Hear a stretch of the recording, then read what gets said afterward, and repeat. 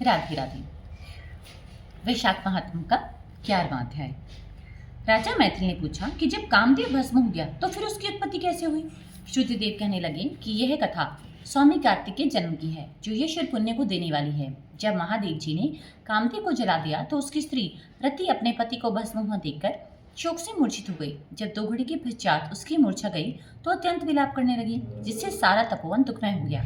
अब रति ने चिता में जलकर शरीर त्याग देने का विचार किया और पति के मित्र बसंत को पति की अंतिम क्रिया करने को बुलाया। जब तक वह चिता बना ही रही थी कि बसंत भी आ गया। वह रति को देखकर अति दुखित हो रति को समझाने लगा और कहने लगा कि आत्मघात करना उचित नहीं।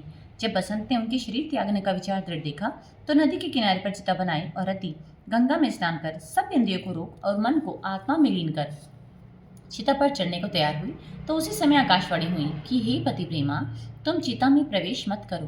तुम्हारा पति महादेव जी और कृष्ण भगवान से उत्पन्न होगा। इस प्रकार क्रम से 2 जन्म होंगे। तब दूसरे जन्म में श्री कृष्ण से रुक्मणी के गर्भ से प्रद्युम्न रूप में उत्पन्न होगा। तो ब्रह्मा के श्राप से शंबर नामक राक्षस के घर में निवास करेगी। वहीं तेरा पति प्रद्युम्न तुमको प्राप्त होगा। इतना कहकर आकाशवाणी समाप्त हो गई। और जब रति ने आकाशवाणी सुनी तो उसने चिता में प्रवेश नहीं किया। जिनके कार्य की सिद्धि के लिए श्री शिव जी ने कामदेव को भस्म कर दिया था, उन सब देवताओं ने बृहस्पति, इंद्र और अग्नि को आगे करके रति को वरदान दिया कि अब से तेरा पति अनंग कहलाएगा और अंग वाले की तरह मरा हुआ भी दिखाई देगा। फिर कहने लगे कि पूर्व काल में तेरा पति सुंदर नाम का राजा था। उस जन्म में भी तुम इसकी पत्नी थी, परंतु जसंकर कारणी होने के कारण तुम्हारी यह दशा हुई। अब वैशाख मास में मंदाकिनी नामक नदी में स्नान करके मधुसूदन भगवान का पूजन तथा उनकी दिव्य कथा सुनने से तुम्हारा पति अवश्य तुमको मिल जाएगा। रति को इस प्रकार वरदान देकर सब देवता अपने अपने स्थान को चले गए और रति ने भी क्लेश से निवृत्त होकर मेष की संक्रांति में गंगा स्नान कर पवित्रता से अक्षौणी शयन व्रत को धारण किया। इस व्रत के करने से उसी समय कामदेव दिखाई दिया। उसने वैशाख मास में कर्तव्य धर्म नहीं किया था, इसी कारण परमात्मा का पुत्र होने पर भी अंगहीन हुआ। श्रुतिदेव कहने लगे कि जब महादेव पार्वती जी के सम्मुख खड़े हुए अंतर्धान हो गए तो पार्वती जी खड़ी रह गई और सोचने लगी अब क्या किया जाए। तब उसके पिता हिमालय उन्हें अपने घर ले गए, परंतु पार्वती जी श्री शिव जी के गुणों पर इतनी मुग्ध हो गई कि उसने अपने मन में ही ठान लिया कि श्री शिव जी ही मेरे पति होंगे। और वह अपने माता पिता के समझाने पर भी कुछ विचार कर श्री शिव जी की मूर्ति को अपने मन में धारण करके गंगा तट पर जाकर घोर तप करने लगी।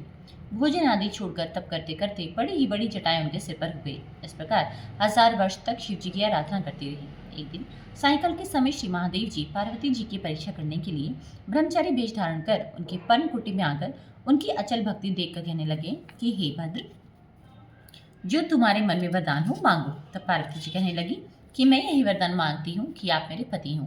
तथास्तु कहकर श्री शिव जी ने सब ऋषियों को बुलाया और उपस्थिति होने पर उन्हें आज्ञा दी कि तुम हिमालय के पास जाकर विवाह का प्रस्ताव रखो। सातों ब्रह्मवादी ऋषि हिमालय के घर पहुंचे। राजा ने उनका यथोचित पूजन आदि से सत्कार किया। ऋषियों ने कहा कि हे राजे हिमालय, तेरी कन्या पार्वती पहले रक्षी कन्या सती थी, जिसने अपने पिता के यक्षकुंड में गिरकर अपने प्राण त्याग दिए थे। इनका पानी ग्रहण करने के योग्य सिवाय शिव के और कोई नहीं है, इसलिए तुम अपनी कन्या का विवाह श्री शिव जी से कर दो।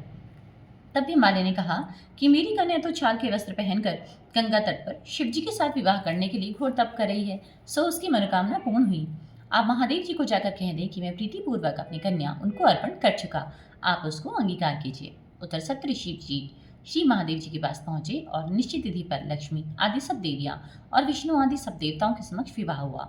जब शिव जी पार्वती के संग नित्य रमण करते रहे परंतु गर्भस्थिति ना हुई तो देवताओं को अति चिंता हुई और सब इसके कारण को सोचने लगे। फिर विचार कर अग्निदेव को बुलाया और उनको समझाया कि जिस समय महादेव जी रमण कर चुके तो तुम उनके सामने चले जाना। पार्वती तुमको देखकर लज्जा के मारे वहां से हट जाएंगी और तुम शिव को अपनी बातों में लगा लेना और शिष्य समान बहुत से प्रश्न करना तथा समय लग जाने पर पार्वती जी की गर्भस्थिति हो जाएगी। अग्निदेव ने ऐसा ही किया और रमण के समय वहां पहुंच जाने पर पार्वती वस्त्रहीन होने के कारण लज्जा के मारे रमण छोड़कर एक तरफ हो गई।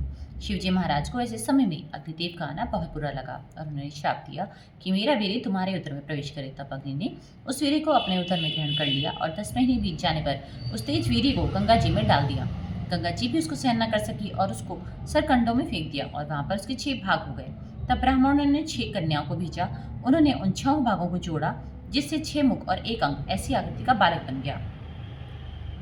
वह बहुत दिनों तक उन सरकंडों में ही पड़ा रहा। अब आपको पता चला कि जो शिवलिंग के साथ जो कार्तिक महाराज होते हैं, उनके 6 मुख क्यों होते हैं, वो 6 मुख कैसे हुए, मैं इसका सारा आपको एक बार दोबारा बताती हूँ।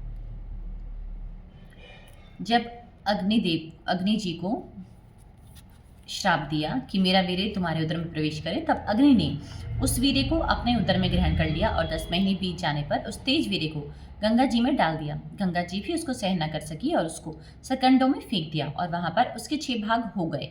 तब ब्राह्मणों ने 6 कन्याओं को भेजा। उन्होंने उन 6 भागों को जोड़ा, जिससे 6 मुख और 1 अंग ऐसी आकृति का बालक बन गया।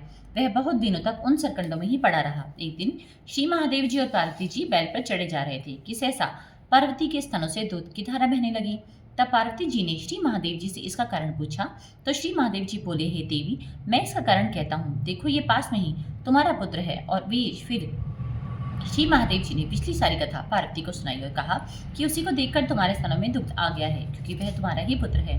महादेव जी की ये बात सुनकर पार्वती जी ने उस बालक को उठा लिया तथा अपनी गोदी में बिठाकर उसको अपने स्तनों का दूध पिलाने लगी। इस प्रकार पार्वती जी पुत्र स्नेह में मुग्ध होकर उसको कैलाश में ले गई और उसका लालन पोषण करने लगी। श्रुतिदेव कहने लगे कि राजन, यह कुमार के जन्म की कथा मैंने तुमसे कही। राधे राधे।